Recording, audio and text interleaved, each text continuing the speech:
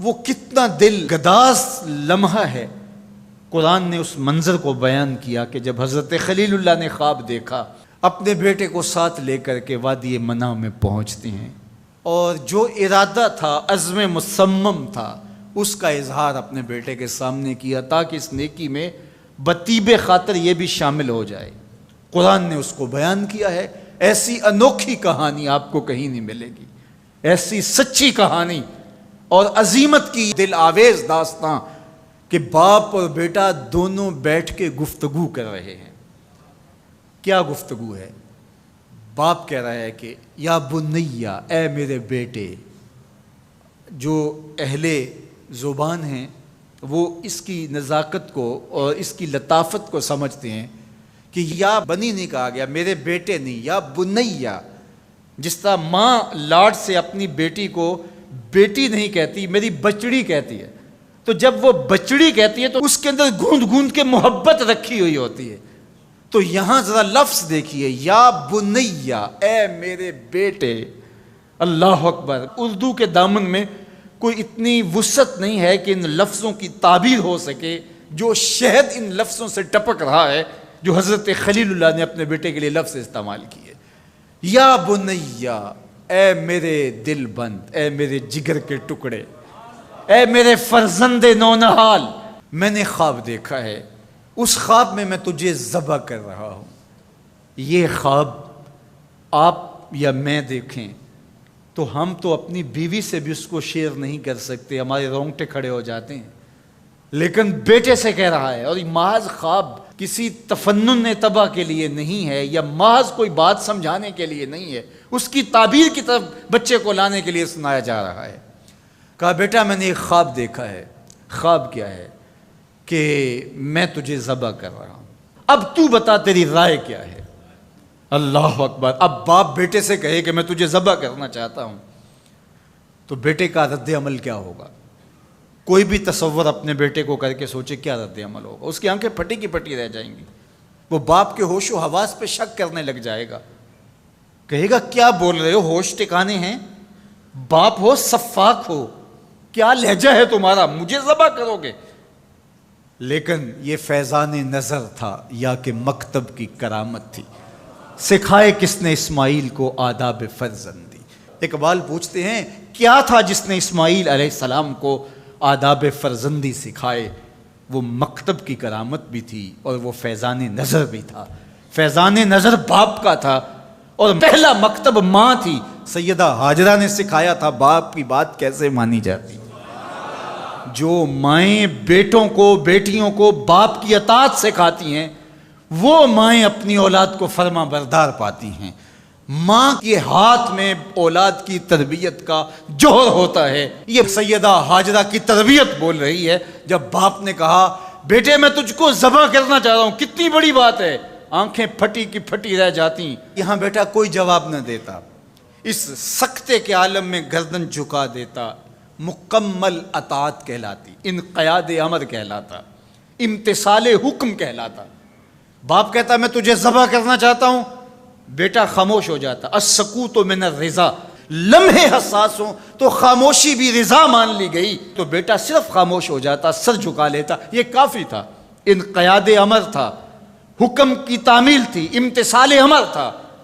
لیکن بیٹا کیا کہتا ہے؟ یا ابت افعل ما تؤمر، ابا جی جو کرنا ہے کر گزریے۔ باپ نے جو پوچھا تھا وہ ذبح کے حوالے سے پوچھا تھا، تو ذبح کا جواب ذبح سے مکمل امتثال امر ہے۔ لیکن بیٹا دو قدم آگے بڑھ کے کہتا ہے یا ابت، اے میرے پیارے باپ۔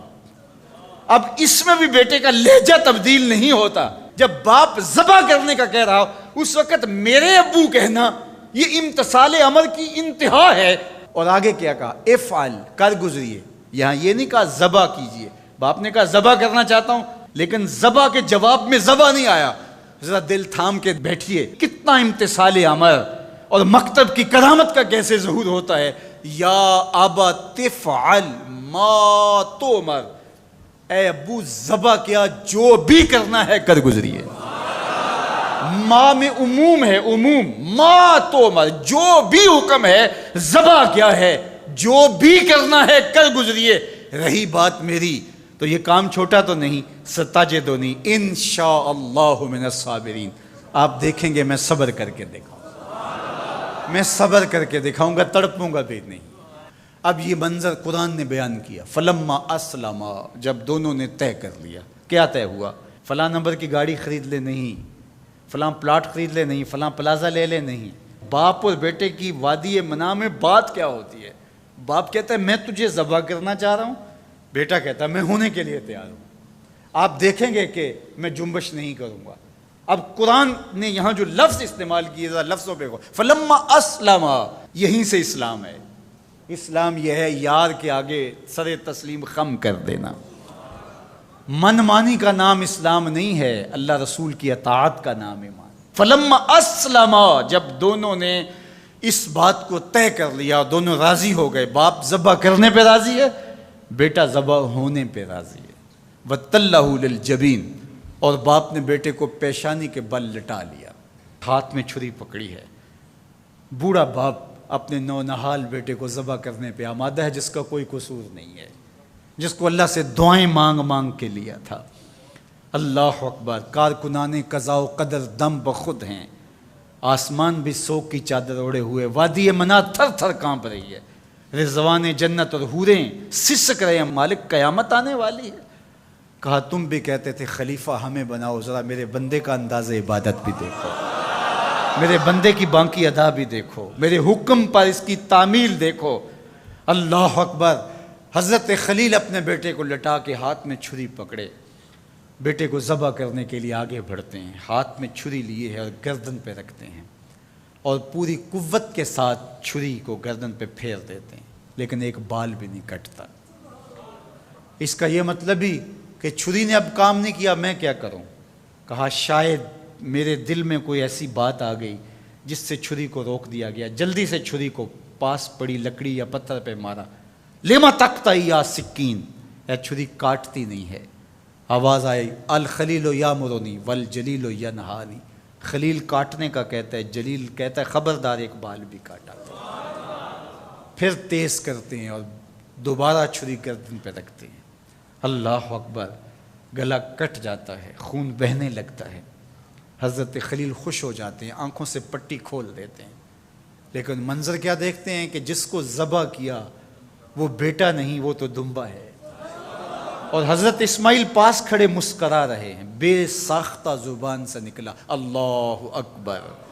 تو حضرت اسماعیل بولے لا الہ الا اللہ واللہ اکبر۔ جبریل امین جو دمبا لے کے آئے تھے وہ بھی پاس کھڑے اور مسکرا رہے تھے، بولے اللہ اکبر وللہ الحمد۔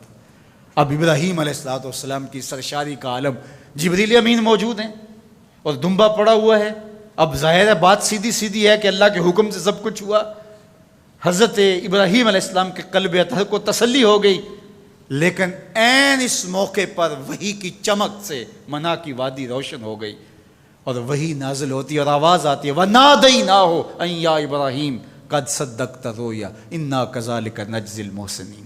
عین اس موقع پہ ہم نے بھی آواز دی، ابراہیم بس تو نے واقعی خواب پورا کر دکھایا، ہم نے تیری سنت کو قیامت تک باقی رکھا، اور اس تیری نشانی مٹنے نہیں پائے گی۔ صدیاں بیتنے کے بعد آج بھی منع کی قربان گاہ سے لے کر دنیا کے آخری کونے تک سنت ابراہیمی کو زندہ کیا جاتا ہے۔ اللہ اکبر، کتنا جگرا تھا اس باپ کا اللہ کی رضا کے لیے۔ خلت کے تاج یوں نہیں ملتے، عظمتوں کی معراج یوں نصیب نہیں ہوتی۔ باپ بیٹے کو ذبح کرنے کے لیے آمادہ ہو جاتا ہے۔ ہمارے ایک بزرگ کہا کرتے تھے بیٹے ہر بندے کا کوئی نہ کوئی اسماعیل ہوتا ہے، جب تک وہ اپنے اسماعیل کی گردن پہ چھری نہیں رکھتا اللہ کی دوستی نصیب نہیں ہوتی۔ اپنی خواہشات کی گردن پہ، اپنی آرزوؤں کی گردن پہ چھری پھیرو، اللہ کے لیے محبوب سے محبوب چیز قربان کرنے کے لیے آمادہ ہو جاؤ، پھر تمہیں وہ اپنی قربتوں سے مالا مال کرے گا۔